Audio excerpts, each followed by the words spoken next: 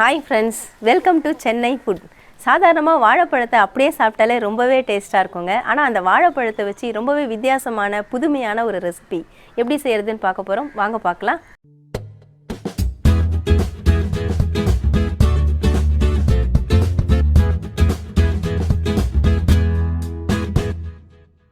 நான் 6 பச்சை வாழைப்பழம் எடுத்திருக்கேங்க. மஞ்சள் கலரில் இருக்கக்கூடிய பச்சை வாழை எடுத்திருக்கேன். இதை ஒரு பழமாக தனியாக நம்ம பிச்சு எடுத்துக்கலாம். இந்த மாதிரி எடுத்துருங்க. ஃபஸ்ட்டு லைட்டாக ஷேக் பண்ணால காம்பு கழண்டு வந்துடும். பாருங்கள், எல்லாத்தையுமே நான் எடுத்துட்டேன். இதில் இந்த பாட்டம் போர்ஷனை கட் பண்ணிடலாம். ஏற்கனவே நம்ம காம்பு கழட்டிட்டோம், அதனால் பாட்டம் போர்ஷன் மட்டும் கட் பண்ணி எடுத்துடலாம். இந்த மாதிரி கட் பண்ணிவிடுங்க.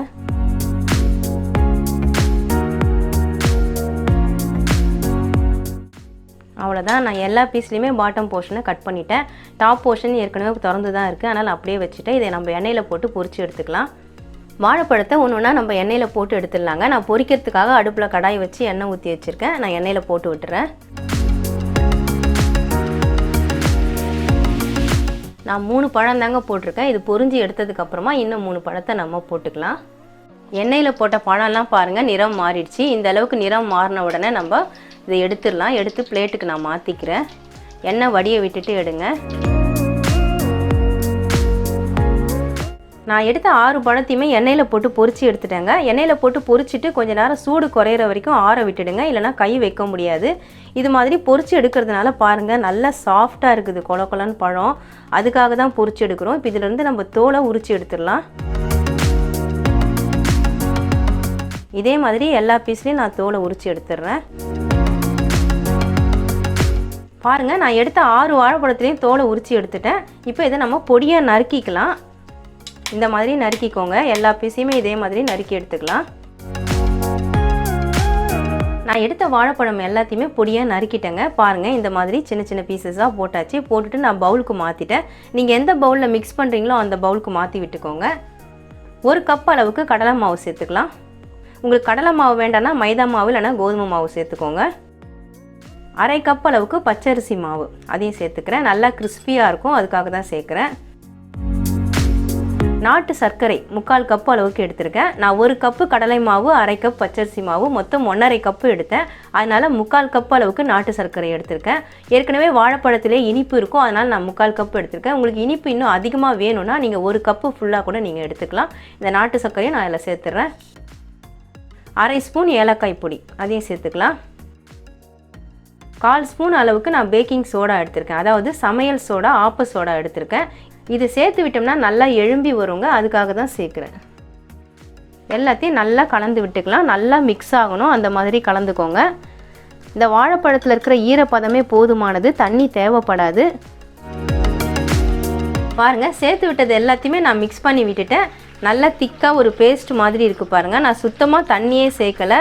அந்த வாழைப்பழத்தில் இருந்த ஈரப்பதம், அந்த நாட்டு சர்க்கரை சேர்த்தது, அது எல்லாமே நமக்கு ஈரப்பதத்தை கொடுத்துருச்சு. அதனால் தண்ணி சேர்க்க வேண்டிய அவசியம் கிடையாது. ஆனால் இதை நம்ம எண்ணெயில் போடுறதுக்கு முன்னாடி இந்த மாதிரி கையை தண்ணியில் நனைச்சிக்கோங்க. நனைச்சிட்டு எடுத்து போட்டிங்கன்னா உங்களுக்கு கையில் ஒட்டாது, சட்டுன்னு எண்ணெயில் விழும். அதனால் ஒரு தடவையும் நம்ம இந்த மாவு எடுக்கும் பொழுது கையை இது மாதிரி ஈரம் பண்ணிவிட்டு நம்ம எடுத்து போடணும். நான் பொரிக்கிறதுக்காக அடுப்பில் கடாய் வச்சுருக்கேங்க. பொரிக்கிறதுக்கு தேவையான எண்ணெய் ஊற்றி வச்சுருக்கேன்.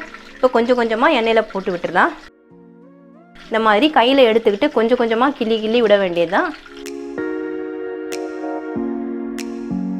இதுக்கு ஷேப்லாம் முக்கியம் கிடையாது. உங்களால் கையில் எந்த அளவுக்கு கிள்ளி விட முடியுமோ அந்த அளவுக்கு நீங்கள் கிள்ளி விட்டுக்கலாம். எண்ணெயில் கையை விட்டு போட பயமாக இருந்தால் ஸ்பூனில் கூட அள்ளி போட்டுக்கலாம்.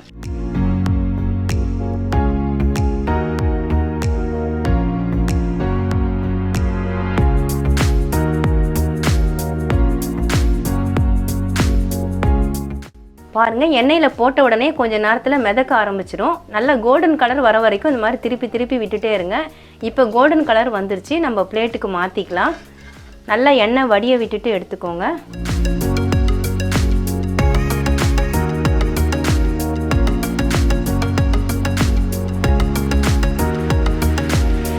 அவ்வளவுதாங்க, நான் எல்லா பீஸுமே பிளேட்டுக்கு மாற்றிட்டேன். ரொம்பவே சாஃப்டாக நல்லா ஸ்பாஞ்சு மாதிரி இருக்குது பாருங்கள். லைட்டாக ப்ரெஸ் பண்ணால ரொம்ப ஸ்பாஞ்சு மாதிரி சாஃப்டாக இருக்குது. சூடாக இருக்குது, என்னால் பிரித்து காட்ட முடியல. நம்ம சாதாரணமாக வாழைப்பழத்தை அப்படியே உரித்து சாப்பிட்ருவோம். நீங்களும் நினைப்பீங்க வாழைப்பழத்தை அப்படியே உரித்து சாப்பிடாம எதுக்கு இதை ஒரு ரெசிப்பியாக செய்யணும் அப்படின்னு நீங்கள் நினைப்பீங்க. நல்லா டிஃப்ரெண்ட்டான ரெசிபி செஞ்சு சாப்பிட்ணும், கொஞ்சம் டேஸ்ட்டாக சாப்பிட்ணுன்னு நினைக்கிறவங்க இந்த ரெசிபியை ட்ரை பண்ணி பார்க்கலாங்க. இது ஒன்றும் இல்லைங்க, வாழைப்பழத்தை வச்சு செஞ்ச வாழைப்பழம் போண்டா தாங்க இது. ரொம்ப ரொம்ப டேஸ்ட்டாக இருக்கும். கண்டிப்பாக ட்ரை பண்ணி பாருங்கள். ட்ரை பண்ணி பார்த்துட்டு எப்படி இருந்ததுன்னு எனக்கு கமெண்ட் செக்ஷனில் சொல்லுங்கள். உங்களில் எத்தனை பேருக்கு இந்த வீடியோ பிடிச்சிருக்கு அப்படின்றத கமெண்டில் சொல்லுங்கள். வாழைப்பழத்தை வச்சு ரொம்ப புதுமையான ரெசிபி எப்படி செய்கிறதுன்னு வீடியோவில் பார்த்துருப்பீங்க. ரொம்ப ரொம்ப டேஸ்ட்டாக இருக்கும். கண்டிப்பாக ட்ரை பண்ணி பாருங்கள். உங்களுக்கு இந்த வீடியோ பிடிச்சிருந்தா லைக் பண்ணுங்கள், ஷேர் பண்ணுங்கள், சப்ஸ்கிரைப் பண்ணுங்கள். பக்கத்தில் இருக்க பெல் ஐக்கானை கிளிக் பண்ணிக்கோங்க. அதில் ஆல்னு ஒரு ஆப்ஷன் காட்டும், அதையும் கிளிக் பண்ணிக்கோங்க. நன்றி, வணக்கம்.